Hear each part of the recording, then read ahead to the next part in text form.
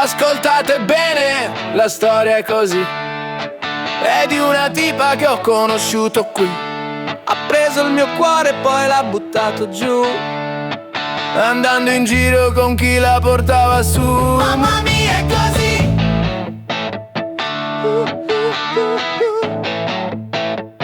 Avrei dovuto capirlo dal primo caffè, che questa storia finiva senza un perché. È una tipa tosta, sì, è così, ma la voglio ancora. Come si fa, dimmi un po' tu. Non lo so, non lo so.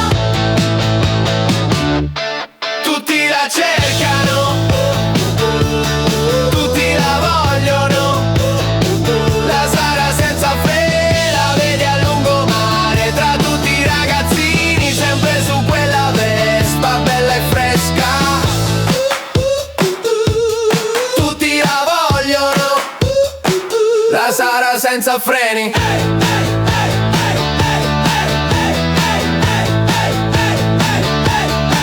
Credevo fosse vero il testo su WhatsApp, mi aveva detto tu sei il mio unico trap.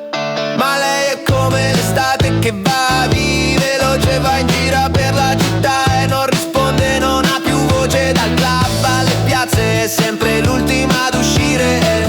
Lei non sa usare più l'amore, si vuole solo divertire. Poi la trovi in foto con un altro tipo, mentre sei a casa con il cuore intorpidito. Non mi cerca, non mi cerca. Avrei dovuto capirlo dal primo addio, che questa ragazza era solo un gioco, amico mio. È una tipa tosta, sì, è così, ma la voglio ancora. Come si fa, dimmi un po' tu. Tutti la cercano, tutti la vogliono. La Sara senza freni, la vedi a lungomare. Tra tutti i ragazzini, sempre su quella Vespa, bella e fresca. Tutti la vogliono, la Sara senza freni.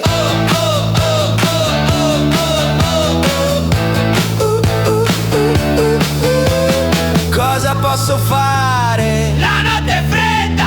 Cosa posso fare? Lei è lontana. Lei va in giro, va in giro, va in giro. Gira, gira, Sara. Senza mai fermarsi va in giro. Gira, gira, Sara. Senza freni.